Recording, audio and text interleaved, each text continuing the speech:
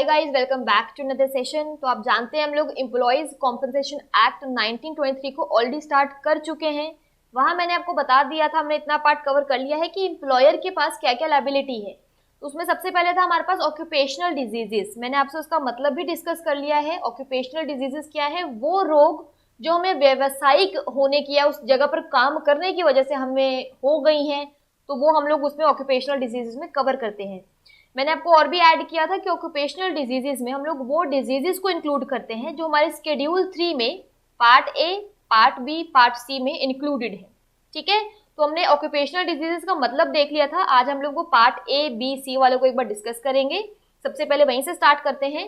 तो शेड्यूल 3 जो है आपका ऑक्यूपेशनल डिजीजेस से रिलेटेड जो है, उसमें उसने बोला है कि पार्ट ए में वो क्या इंक्लूड करता है। सबसे पहले वो देख लो। तो पार्ट ए इंक्लूड करता है कि अगर एम्प्लॉय जो है किसी डिजीज के कांटेक्ट में आ चुका है जो हमारे ऑक्यूपेशनल डिजीजेस में मेंशन्ड है, और the employ is employed for a continuous period of 6 months, और अगर एम्प्लॉय जो है उस पर्टिकुलर जगह पर 6 महीने से निरंतर अवधि में कार्यरत है, इस केस में, बट उसने ब्रैकेट में कुछ पॉइंट लिखा है, for which period shall not include a period of service under any other employer in the same kind of employment। अगर उसी तरीके के एम्प्लॉयमेंट में वो सेम पर्सन किसी और एम्प्लॉयर के अंडर भी काम कर रहा था, तो इन दैट केस इसमें हम लोग उस एम्प्लॉय को इंक्लूड नहीं करेंगे। तो एम्प्लॉय वही होगा जो एक पर्टिकुलर एक ही स्टैब्लिशमेंट में एक ही जगह पर काम कर रहा था एंड वो लास्ट 6 मंथ से उसी सेम पोजीशन पे काम कर रहा है, तो वो यहाँ पे शेड्यूल 3 का पार्ट ए में इंक्लूड किया जा सकता है। ठीक है, उसके अलावा नॉट लेस देन दैट, इससे कम अगर कोई है तो एम्प्लॉयर जो है उसको कॉम्पनसेशन पे करने के लिए लाइबल नहीं होगा। ठीक है, एंड उसको जो है हम लोग इंक्लूड नहीं करेंगे सब पर्टिकुलर उसके हिसाब से, and it shall be considered as out of the course of employment, and वो उस कोर्स के एम्प्लॉयमेंट से बाहर है, ये हम लोग कंसिडर कर लेंगे। ठीक है, नेक्स्ट देखो शेड्यूल 3 का पार्ट बी क्या बोलता है। अब उसने यहाँ पे कुछ टर्म्स स्पेसिफाइज किए हैं, जैसे डिजीज अगर किसी फॉस्फोरस या टॉक्सिक रिलेटेड टॉक्सिक सब्सटेंस की वजह से हो गए हैं, ठीक है, जिसके एक्सपोज में वो आया है, या फिर मर्करी या उससे रिलेटेड कोई टॉक्सिक सब्सटेंस है जिसके वो काबू काइंड ऑफ कांटेक्ट में आ गया है, कोई बेंजीन या उससे रिलेटेड टॉक्सिक सब्सटेंस जिसके वो कंट्रोल कंसर्न में आ गया है, diseases caused by nitro and amino toxic substances of benzene involve risk to be concerned। ठीक है, तो अगर उसने चार उसने यहाँ पे नाम मेंशन किए हैं, phosphorus, mercury, benzene, nitro and amino toxic substances. ठीक है, तो इसने स्पेसिफाई कर दिया शेड्यूल 3 में, शेड्यूल 3 के पार्ट बी में, कि वो क्या क्या ऐसा कोई विषैला या जिसको हम बोलते हैं विषाक्त पदार्थ है जिसको हम जिसकी कॉन्टैक्ट में आके हमें कोई डिजीज हुई है, दैट इज ऑक्यूपेशनल डिजीज का पार्ट बी। ठीक है, नेक्स्ट देखो part C. If an employ contracts a disease that is mentioned as an occupational disease, अगर वो एम्प्लॉय जो है किसी ऐसे ऑक्यूपेशनल डिजीज में आ जाता है जिसको मेंशन किया हुआ है, ठीक है, जो उस एम्प्लॉयमेंट से रिलेटेड स्पेसिफाइड है, during a continuous period that is less than the period mentioned under this act of part schedule 3 is known as occupational disease. तो बेसिकली इसमें जो भी चीज होगी शेड्यूल 3 में इस पर्टिकुलर टाइम जोन के हिसाब से, that is your occupational disease.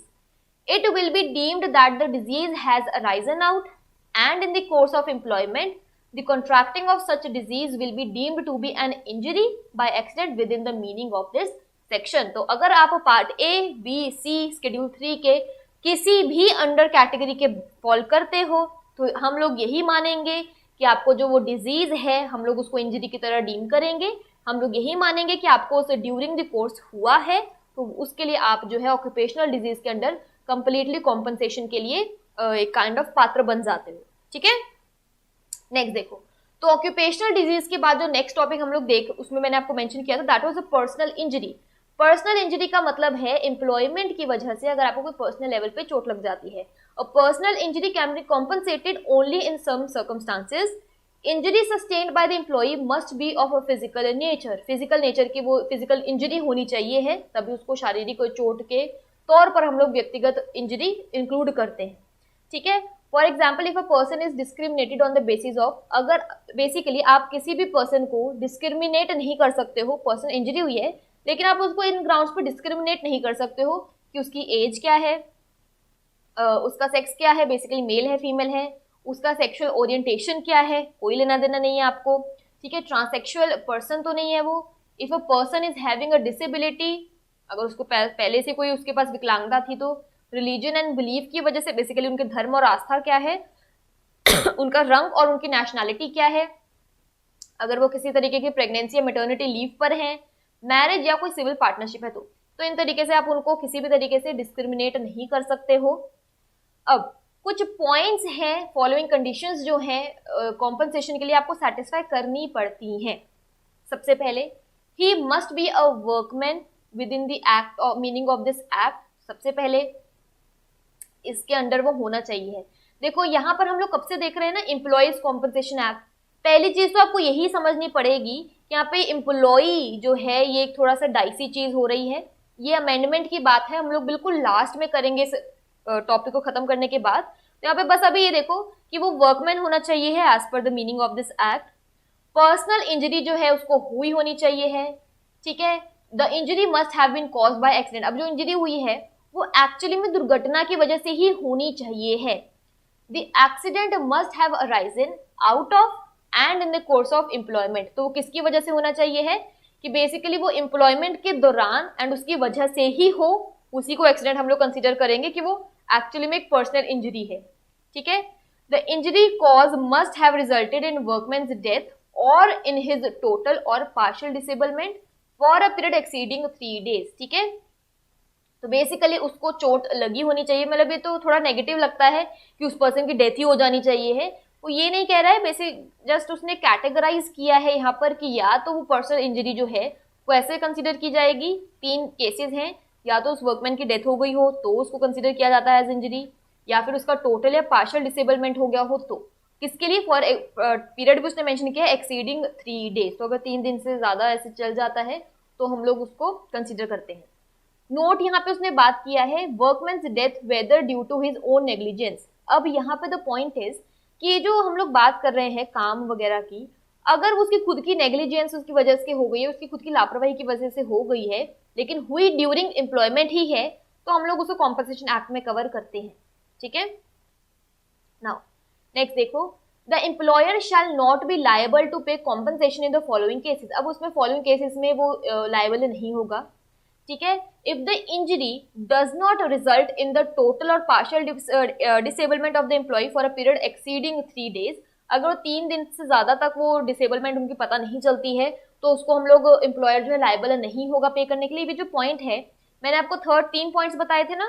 सबसे पहले ओकेजनल डिजीजेस, देन मैंने आपको बताया था कि आपके पास होगा पर्सनल इंजरी, एंड थर्डली मैंने बताया था कि एम्प्लॉयर लायबल कब नहीं होगा। तो ये वो वही 3rd पॉइंट है, इसको ध्यान रखना। सबसे पहले इंजरी जो है उससे जो भी डैमेज वगैरह हुआ है वो 3 दिन से ज्यादा होना चाहिए है।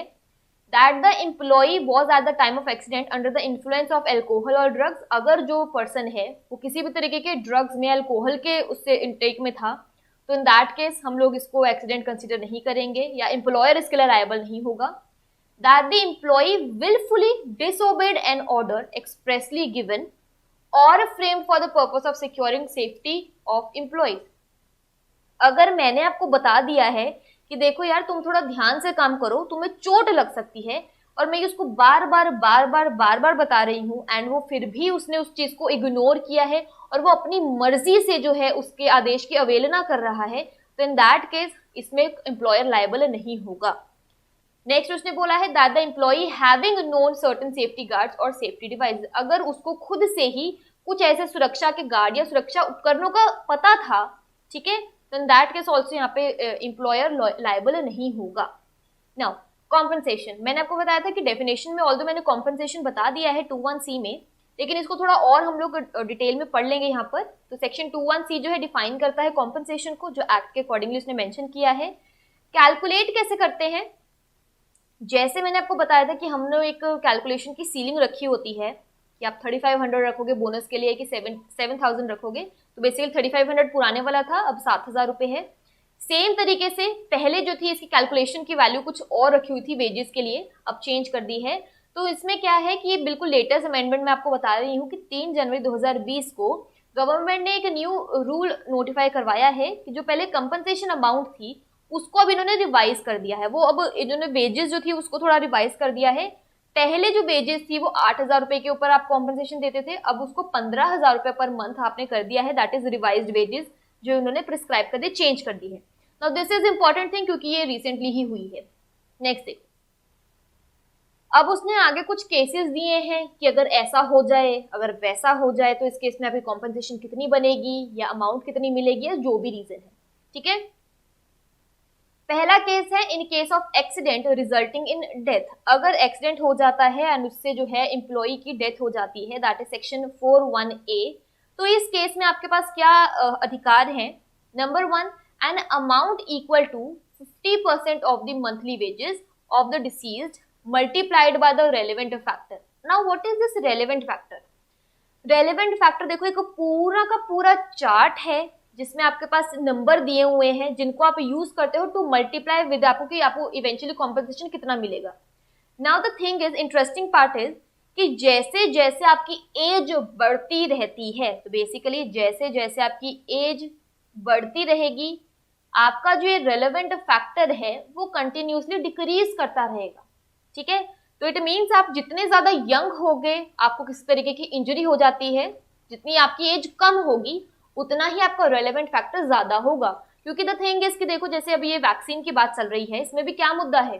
तो मुद्दा इज कि जो भी हमारे इस पर्टिकुलर एज वाले यंगस्टर्स को अभी नहीं देंगे या उनको बाद में देंगे, क्या है? क्योंकि हमें पता है कि इनकी इम्यूनिटी ज्यादा है। सेम वे से अगर इस तरीके से कोई कॉम्पनसेशन की बात आती है तो हमें पता है कि जितना इंसान उम्र में छोटा होता है या बिल्कुल काइंड ऑफ 20s 30s में होता है, उसके जिंदगी की इंपॉर्टेंस ज्यादा होती है इस एक्ट के हिसाब से, कि जितनी आपकी एज ज्यादा होगी उतना ही आपका जो रेलेवेंट फैक्टर है उसका जो परसेंटेज है वो भी कम होगा। ये इसका यहाँ पे कहने का पॉइंट है। ठीक है, तो अगर आपकी इन केस डेथ हो जाती है एक्सीडेंट के दौरान, तो आपको जो है कितना मिलेगा? आपकी जो वेजेस है, मंथली वेजेस है, उसका 50% उसको मल्टीप्लाई करूंगी विद द रेलेवेंट फैक्टर। बहुत बहुत ही बड़ा एक इन्होंने टेबल बनाया हुआ है with age per your age. ठीक है, या फिर आप यहाँ पे अमाउंट दोगे 1,20,000 रुपए। पहले मैं बता दूं ये सारे 80,000 रुपए के राउंड हुआ करते थे, बट इनको भी अब चेंज कर दिया गया है। इनमें से जो भी अमाउंट ज्यादा हो गया वो पे करोगे। ठीक है, और आपको यहाँ पे फ्यूनरल एक्सपेंसेस भी एक्स्ट्रा मिलते हैं 10,000 रुपीज, वो भी पे किए जाते हैं। अर्लियर, रियली सॉरी,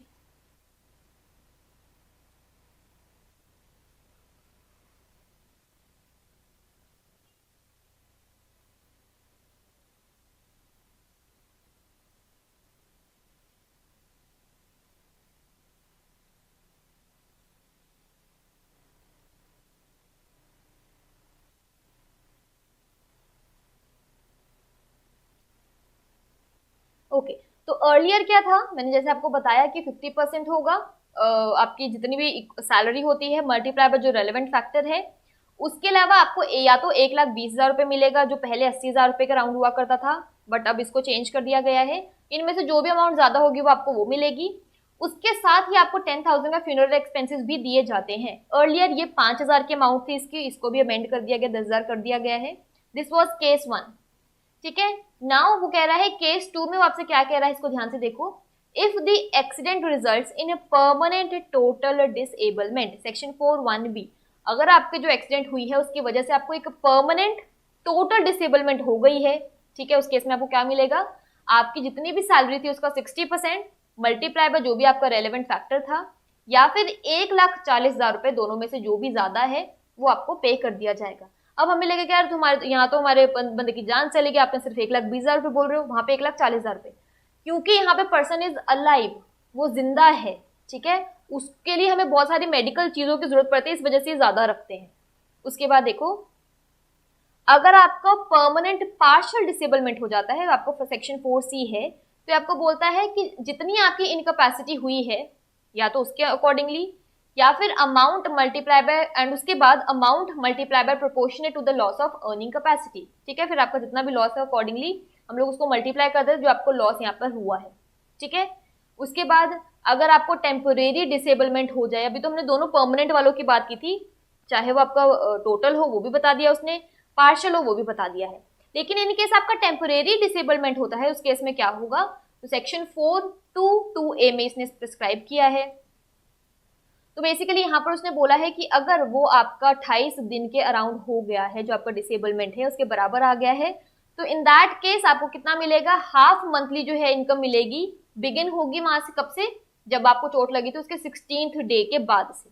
ठीक है, अब अगर उसने बोला है कि अगर आपकी जो है 28 दिन के बाद क्या होगा, 28 दिन के बाद जो है आपको पेमेंट मिलेगी 16th डे तक, after the expiry waiting period of 3 days from the date of disablement. तो बेसिकली शुरू कब से होगी, जब आपको डिसेबलमेंट हुई उसके 3 दिन के बाद से, लेकिन जो पैसे पे होने शुरू होंगे वो भी 16th डे के बाद से ही आपको जो है देने शुरू करेगा। तो फ्रॉम 28 एंड आफ्टर 28 उसने दोनों बता दिया आपको। उसके अलावा ये जो हाफ मंथली में इनकम की बात कर रही हूँ कब तक चलेगा, it can go up to 5 years, ये 5 साल तक चल सकता है, आपके डिसेबलमेंट पे डिपेंड करेगा। ठीक है, नाउ लास्ट सेशन में मैंने आपसे टॉपिक जो है आपको उसका नाम बताया था, that was the doctrine of notional extension, उल्लेखनीय विस्तार के सिद्धांत। अब इसमें क्या बोलता है, बहुत ही इंटरेस्टिंग सी फैक्ट है वो इसने यहाँ पे इसने बहुत क्लियर शब्दों में बोल दिया। मैंने आपको स्टार्टिंग में बताया था कि जो हम लोग कॉम्पनसेशन की बात करते हैं वो आप तब लेना आप उसके पात्र बनते हो अगर आपका जो एक्सीडेंट है, आपको जो इंजरी हुई, आपको जो डिजीज, जो ऑक्यूपेशनल डिजीज है वो वहां पर काम करने की वजह से हुई है।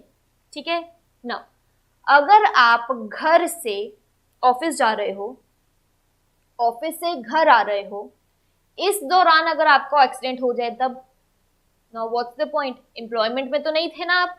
ये भी वही बोल रहा है, दैट इज नोशनल एक्सटेंशन। वो क्या बोल रहा है, जनरल रूल क्या है कि employment of an employ commences from the time he reaches the place of employment, जब उसने अपने ऑफिस के दरवाजे पर पैर रख दिया है, उसका जो ये एम्प्लॉयमेंट वाला टर्म्स एंड कंडीशंस है वो तब चालू होगा। ठीक है, when he left the place of the employment then he is not set to be in employment. ठीक है, तो ये इसके लिए भी आप इंक्लूड इसको नहीं करोगे। क्लियर है, that is notional extension. Time taken in reaching the work place from residence, मतलब घर से ऑफिस जाना, वहां से returning from work place to resident is not included in the time of employment. इसको आप अपने उसमें गिनती नहीं करते हो। ठीक है, इस चीज को ध्यान रखना है यहाँ पे। तो इस particular theory of notional extension के हिसाब से the nature and the result of the accident will be taken in consideration. तो आपका उसका नेचर कैसा था, वो किस वजह से हुआ है, उसको पूरा मद्देनजर रखा जाता है। Employer will be liable only when such injury is caused due to an accident arising out of and during the course of employment। मैंने आपको बताया कि बार बार हम लोग arising out of, during the course मतलब जब आपका एक्सीडेंट हुआ है, arising out of मतलब जो आपका एक्सीडेंट है वो एम्प्लॉयमेंट के कनेक्शन में है, तब ही जो है आप कॉम्पनसेशन के लिए पात्र बनते हो। ठीक है, नेक्स्ट देखो, केस के थोड़ा सा डिस्कस कर लेते हैं। यहाँ देखो, एक पर्सन जो है एम्प्लॉय किया गया है इन कैंटीन, वो रोड को क्रॉस कर रहा है कॉफी देने के लिए इन द कंपनी। जब वो वहां से वापस आ रहा था उसका एक्सीडेंट हो गया है, जब वो कॉफी दे चुका उसके बाद उसका एक्सीडेंट हुआ है। नाउ द पॉइंट इज कि क्या हम लोग इसको कंसीडर करेंगे एक्सीडेंट को कि वो आउट ऑफ कोर्स था, क्योंकि वो उसी के दौरान ही हुआ है, एम्प्लॉयमेंट के दौरान ही हुआ है, तो क्या हम लोग इसको कंसीडर करेंगे। तो here in this case the compensation can be taken by applying notional extension theory that conclusion can be reached only by analyzing the facts and surrounding circumstances। तो जो भी आपका notional extension है वो यहाँ पे लग जाएगा, एंड जो भी इसका केस रहेगा that will be सारे facts को एनालाइज करके, सारे सराउंडिंग circumstances को मद्देनजर रखते हुए ही ऐसे केसेस में जो है आपको रिजल्ट मिलता है। ठीक है, वैसे तो देखो मेनली क्योंकि वो वापस आ रहा था काम ऑफिस के एम्प्लॉयमेंट की वजह से ही था, तो डेफिनेटली उसको यहाँ पर वो केस जो है बेसिकली कॉम्पनसेशन वो डिजर्व करता है। नेक्स्ट देखो, notice and claims of the accident before commissioner. जैसे मैंने आपको कहा कि नॉर्मल केसेस में हम लोग अलग अलग इंसानों का नाम रखते हैं, जैसे इंस्पेक्टर है, यहाँ पे सेम वही रोल जो है आपका कमिश्नर प्ले करता है। अब an employ who is injured by an accident must give a notice in writing. पहले तो वो बात मतलब एक तो पहले चोट लग गई एंड उसके बाद वो नोटिस जो है राइटिंग में दे। सेक्शन 10 ये बोलता है द नोटिस मस्ट कंटेन, अब वो नोटिस में क्या क्या होना चाहिए है, नेम एंड एड्रेस, जिसको भी चोट लगी उस इंजर्ड एम्प्लॉय की, उसकी दुर्घटना जो उसके साथ कौन सी तारीख को ये डेट बतानी है, एंड कॉज ऑफ इंजरी, चोट का कारण क्या है वो भी बताना है कि टक्कर हो गई, मैं ऐसे कर रहा था वैसे कर रहा था, वो सब। ठीक है, the claim is preferred with in 2 years of the occurrence of the accident. आप जो है उसको 2 साल के अंदर अंदर यहाँ पे अप्लाई कर सकते हो कॉम्पनसेशन के लिए। अब इन केस कोई ऑक्यूपेशनल डिजीज है, claim from the first day after the period during which the employ was continuously absent from the work. ठीक है, तो जब से आपको लग रहा है कि ऑक्यूपेशनल डिजीज की वजह से इंसान फर्स्ट डे से छुट्टी पर है, उसके बाद तक की जो है उसको डिटेल वहां से चालू करनी पड़ेगी। A notice is not necessary in case of fatal injury. अगर आपको बहुत ही घातक तौर पर चोट लग गई है तो इस केस में नोटिस की जरूरत नहीं पड़ेगी। इफ एम्प्लॉयर और other person responsible to him had knowledge of the accident, तो जो भी पर्सन या एम्प्लॉयर जो है आपका रिस्पॉन्सिबल है आपको कॉम्पनसेशन पे करने के लिए, अगर उसके ध्यान में ऑलरेडी है कि उसको चोट लग गई है या ऐसा हो गया है, ऑक्यूपेशनल डिजीज हो गया है, तो in that case also notice यहाँ पे रिक्वायर्ड नहीं होगा। अगर थोड़ा बहुत घुटना वुटना छिल गया है तो ऑफ कोर्स आपको that is not a fatal injury, तो आप इस केस में नोटिस डाल सकते हो। नाउ नेक्स्ट है मेडिकल एग्जामिनेशन। सेक्शन 11 बोलता है कि आपको चिकित्सा परीक्षा भी देना पड़ता है। when an employee brings to the notice that he has met with an accident before the expiry of 3 days, he will be examined free of charge। अगर वो 3 दिन के पहले पहले बता देता है कि मुझे चोट लग गई है, तो यहाँ पर जो है वो फ्री ऑफ चार्ज एग्जामिन उसको किया जा सकता है by a qualified medical practitioner. If the employee refuses to submit himself or herself for examination or in any way obstructs the same, his right to compensation shall be suspended। अगर employ जो है जी मैं नहीं करवाता, आप मैंने notice दे दिया, आप मुझे करके दे दो, बस मैंने कोई एग्जामिनेशन नहीं कराना है, अगर वो खुद को सबमिट करने से एग्जामिनेशन कराने से किसी भी तरीके से रिफ्यूज करता है या उसको रोकने की कोशिश करता है, तो उसका जो अधिकार है कॉम्पनसेशन का वो उसे छीन लिया जाएगा। नाउ पेनल्टीज क्या क्या है जिनमें हम लोग बात करते हैं। पेनल्टीज वो कहता है आपसे यहाँ पर, सबसे पहले सेक्शन 18A जो है इसकी बात करता है। पेनल्टीज क्या है, उन लोगों की जो प्रॉपर बुक मेंटेन नहीं कर रहे हैं, प्रॉपर रिपोर्ट सेंड नहीं कर रहे हैं, fails to make a return, fails to send a statement to the commissioner, तो ये सारे पॉइंट्स हैं। Fails to inform the employee of his rights to claim compensation, अगर वो उसको जो हक है वो उसको बताने में ही वो हो गया है, चूक गया है, तो ऑफकोर्स यहाँ पे पेनल्टी लगती है। He or she will be punished with a fine which is not less than 50,000 and it can be extended to 1 lakh rupees। तो अगेन इस एक्ट को भी वो इक्वल रेम्यूनरेशन की तरह पूरा का पूरा जो है सीरियस नोट पे इसको लिया जाता है। नाउ कमिश्नर की बात कर लेते हैं। सेक्शन 20 में हम लोग क्या कहते हैं कि कमिश्नर है वो एम्प्लॉय बेसिकली वो पर्सन है means a commissioner for employee compensation appointed under section 20। तो सेक्शन 20 के अंडर जिसको एम्प्लॉय कॉम्पनसेशन के लिए जो है अपॉइंट किया गया है वो है कमिश्नर। सिंपल शब्दों में स्टेट गवर्नमेंट या सेंट्रल गवर्नमेंट जो है किसी भी एक पर्सन को कमिश्नर के तौर पर हायर करेगा ताकि वो वर्कमैन के या एम्प्लॉयज की कॉम्पनसेशन एक्ट को स्पेसिफाई एरिया में कवर कर सके। अब इसमें इस पर्टिकुलर टॉपिक में कुछ अमेंडमेंट्स हुई थी 2009 में एलिजिबिलिटी क्राइटेरियाज में, दैट इज कि a member of judicial state judicial service with 5 year experience वही आप कमिश्नर के तौर पर चूज कर सकते हो। एडवोकेट और a pleader with 5 year experience, gazetted officer हो जिसके पास कम से कम 5 साल के एक्सपीरियंस से कम ना हो, ठीक है, उसके पास ये personal management, human resource development, industrial relation सब में एक्सपीरियंस हो। Where more than 1 commissioner is appointed for any area the state government may regulate the distribution of business between them. अगर एक जगह के लिए एक कमिश्नर से ज्यादा किसी पर्टिकुलर एरिया के लिए किसी को अपॉइंट किया गया है, बेसिकली 2-3 है अगर फॉर एग्जाम्पल, तो वो यहाँ पे स्टेट गवर्नमेंट क्या करेगी, सबके हिस्से में इक्वल एरिया ऑफ बिजनेस जो है वो एलोकेट कर देगी। ये नहीं कि एक काम सबके मतलब एक इंसान के ऊपर ही ज्यादा बोझ किया हुआ है, दूसरे बंदे पे कोई बोझ ही नहीं डाल रखा है आपने, तो ऐसा नहीं होना चाहिए है। And lastly the commissioner is required to dispose matter within 3 months from the date of reference and intimate the decision to employee within this period. तो ऐसा नहीं है कि जी घर जमाई बन गए हो एंड आपको जो है पूरा साल 2 साल लो अपना डिसीजन लेने में, नो, 3 महीने के अंदर अंदर जो है आपको अपने ड्यूटीज को डिस्पोज ऑफ भी करना होगा, अपने डिसीजन को सुनाना होगा, ठीक है। नाउ पावर एंड ड्यूटीज क्या होते हैं कमिश्नर की, compensation to be paid when due and penalty for default. तो सेक्शन 4A क्या बोलता है, बेसिकली कमिश्नर के पास देखो वही सारे राइट्स होते हैं कि वो आपको बताएगा कि आपने क्या क्या करना है, अगर कोई उसको दिक्कत लगती है तो उसे वो सारे डॉक्यूमेंट्स वो मंगा सकता है, ठीक है। ये सारे पॉइंट्स इसने यहाँ पे कवर किए हैं। When the employer does not accept liability for compensation to the extent he is claimed, he shall be bound to make payment, may be provincial or and such payment shall be deposited to the employee or the commissioner। अगर यहाँ पर वो कहता आपका employer जो है वो कहता है कि इतनी तो नहीं बनती, मैं तो नहीं इतनी दूंगा, तो इन दैट केस कमिश्नर जो है यहाँ पर एक इंपॉर्टेंट रोल प्ले करेगा, वो उसको मजबूर करेगा, मतलब बेसिकली वो बाउंड है, सिंपल शब्दों में बोले कि जिसको पास कोई ऑप्शन ही नहीं है, क्योंकि ही इज लायबल टू पे तो या तो वो एम्प्लॉय को सीधा पे कर दे या फिर कमिश्नर के पास पहुंचा दे, वो अपने आप उसको एम्प्लॉय को दे देगा।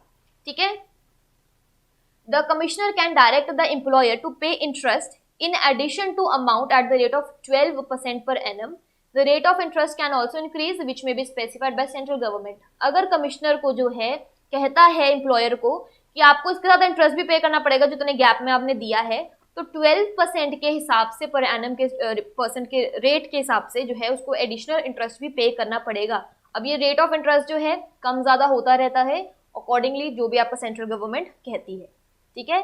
If the commissioner does not find any justification for the delay, अगर कमिश्नर को लगता है यार ये तुम जो रीजन बता रहे हो दिस इज नॉट वैलिड, ये कोई मुद्दा है ही नहीं डिस्कस करने का, तो इन दैट केस आप लोग क्या करता है कमिश्नर क्या कर सकता है, may also direct payment of delay not exceeding 50% of the total payable. Like for example अगर लाइक से 50,000 का अगर उसको कॉम्पनसेशन पे करना था, ठीक है, उसके साथ अगर उसने इंटरेस्ट भी डाल दिया है कि इंटरेस्ट भी पे करो डिले है, और अगर उसके बाद भी कमिश्नर को लगता है कि मैं इस डिले के रीजन से जस्टिफाइड नहीं हूँ या संतुष्ट नहीं हूँ, इस केस में जो उसकी एक्चुअली कॉम्पनसेशन थी 50,000, तो यहाँ पे 25,000 का 50% बनता है, तो 25,000 से बहुत ज्यादा जो है यहाँ पे वो कॉम्पनसेशन नहीं लगा सकता क्योंकि नॉट एक्सीडिंग है, तो इतना जो है कॉम्पनसेशन की अधिकार कमिश्नर लगा सकता है किसके ऊपर, एम्प्लॉयर के ऊपर।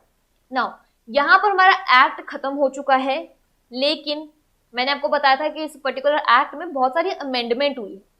सबसे पहली चीज, इस एक्ट का नाम इनिशियली क्या था, that was workmen's compensation act 1923, लेकिन इसको लेटर ऑन इसको चेंज कर दिया गया था टू एम्प्लॉयज कॉम्पनसेशन एक्ट। अब इसका रीजन देख लो, बहुत ही सिली सा है। वो इन लोगों का कहना था या जिन भी लोगों ने इसमें रेज किया होगा, इसमें पॉइंट क्या था कि जब आप बात करते हो वर्कमैन की, तो वर्कमैन ना बड़ा ही रिजिड सा लगता है, लाइक बेसिकली बहुत ही जेंडर बेस्ड लगता है। वर्कमैन का मतलब है कि ये सिर्फ पुरुषों के ऊपर आप लगा रहे हो। ठीक है, तो इसलिए इस थॉट प्रोसेस की वजह से कि बहुत ही जेंडर बाइज्ड जैसा लग रहा है, वर्कमैन हटाकर इन्होंने यहाँ पे टर्म जो है कर दिया, टाइटल को चेंज कर दिया as employees compensation act. Workman की जगह एम्प्लॉय लगा दिया, इसीलिए हम लोग इसको क्या बोलते हैं, employees compensation act 1923। Earlier it was workmen's compensation act. ठीक है, तो इन्होंने टाइटल चेंज कर दिया। उसके बाद इन्होंने क्या किया, अर्लियर जो हम वर्ड और एक्सप्रेशन यूज करते होते दैट वाज वर्कमैन और वर्कमेन, लेकिन अब इसको हम लोग क्या यूज करते हैं, एम्प्लॉय एंड एम्प्लॉयज जहां पर भी आता है।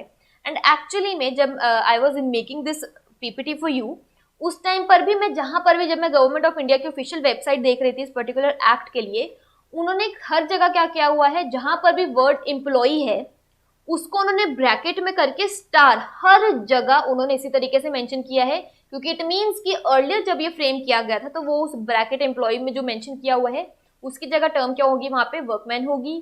तभी इन्होंने इस तरीके से अलग से स्पेसिफाई हर सिंगल जगह पे इन्होंने इसी तरीके से किया हुआ था। ठीक है, तो दूसरी चीज ये इन्होंने की है। उसके अलावा the employer has to inform employee about the rights to compensation under the act in writing as well as through electronic media. ठीक है, एम्प्लॉयर को जो है, एम्प्लॉय को उसके जो भी राइट ऑफ कॉम्पनसेशन होते हैं वो उनको यहाँ पर, पहले ऐसा कुछ नहीं था, पहले उनको बस बताना होता था ये तुम्हारे हक है, लेकिन अब क्या कर दिया है इन्होंने, बहुत स्ट्रिक्ट कर दिया है खुद को कि आपको जो है यहाँ पर इस तरीके से चेंजेस करने होंगे। बेसिकली आप सिर्फ जो उनकी राइट ऑफ कॉम्पनसेशन है सिर्फ इन राइटिंग में नहीं बताओ, इनफैक्ट उसको इलेक्ट्रॉनिक मीडिया के थ्रू भी बताओ। इलेक्ट्रॉनिक मीडिया मतलब उनको रेडियो के थ्रू बताओ या किसी भी तरीके से डिजिटल वे में बताओ। ठीक है, अगर आप ऐसा नहीं करते हो तो एम्प्लॉयर के ऊपर पेनल्टी लगेगी, वो उसके लायबल हो जाएगा। नेक्स्ट उसने बोला है कि जो पेनल्टीज हैं, पहले 5,000 रुपीज थी, अभी मैंने जैसे आपको बताया कि पेनल्टीज जो है 50,000 रुपए है, एक्सटेंड करके 1 लाख रुपए भी कर सकते हैं। तो अर्लियर वो कहां से शुरू हुई थी, अर्लियर दैट वाज 5,000, जिसको अब एक्सटेंड कर दिया गया है टू 50,000 एंड 1 लाख रुपीज। ठीक है, उसके अलावा the minimum amount involve in a dispute for which an appeal में बी फाइल्ड। अब देखो, डिस्प्यूट की हम लोग बात कर रहे थे कि कोई मुद्दा हो जाए तो आप कमिश्नर के पास जा सकते हो एंड सो ऑन। पहले अगर आपका 300 रुपए की कॉम्पनसेशन की भी अमाउंट होती थी ना, तो भी आप केस कर सकते थे, लेकिन अब अगर आपकी कॉम्पनसेशन का जो डिस्प्यूट है वो 10,000 का जो इन्होंने एक बार सेट कर दिया है या उससे ज्यादा अमाउंट के लिए, अब ये छोटे छोटे अमाउंट्स के लिए इन्होंने कॉम्पनसेशन के लिए अपील करना है ये सब बंद कर दिया है। ठीक है, इंपॉर्टेंटली इसमें एक सेक्शन 30A हुआ करता था जो एक एम्प्लॉय को या एम्प्लॉयर को जो है, बेसिकली एम्प्लॉयर को एक हक देता था कि अगर वो कमिश्नर के किसी भी ऑर्डर से खुश नहीं है तो वो अपील कर सकते हैं, ठीक है। लेकिन अब जो है यहाँ पर इन्होंने इसको कंप्लीटली बंद कर दिया, इसको ओमिट कर दिया है। क्या बोलता है section 30A, if an employer has appealed against a commissioners order, any payment towards the employee can be temporarily withheld. The commissioner may do so only by an order of an high court until the matter is disposed by the court. पहले क्या होता था, अगर आपको कोई case चल रहा है तो ऐसे केस में वो एम्प्लॉयर जो होता था वो होल्ड करके रख लेता था, पहले नक्की होने दो काम फिर देखेंगे। लेकिन अब इन्होंने हटा दिया है कि पहले कमिश्नर कहता होता था तो वो करेंगे, बट अब इन्होंने ये सब हटा दिया है, इसको पूरा का पूरा सेक्शन इन्होंने ओमिट कर दिया, हटा दिया है, ठीक है। तो ये कुछ इंपॉर्टेंट अमेंडमेंट्स थी जो आपको पता होनी चाहिए है, और जहां पे जरूरी थी वो मैंने आपको बीच में भी बता दी थी, 2009 वाली, जैसे मैंने आपको बताई थी कॉम्पनसेशन से रिलेटेड वाली, ठीक है। तो इंपॉर्टेंट एक्ट है, एक्चुअली में सोशल सिक्योरिटी में कवर करेंगे, लेकिन वहां पे अब दोबारा से ऑफकोर्स रिपीट नहीं करेंगे, यहाँ पे एक्ट में फ्लो में जा रहा है, इसलिए मैंने आपको बता दिया है। बहुत इंपॉर्टेंट है, इसको अच्छे से पढ़ लेना एक बार, तब तक के लिए अच्छे से ध्यान से देख लेना इसको। मैं आपको अपने अगले सेशन में मिलती हूँ। Thank you so much.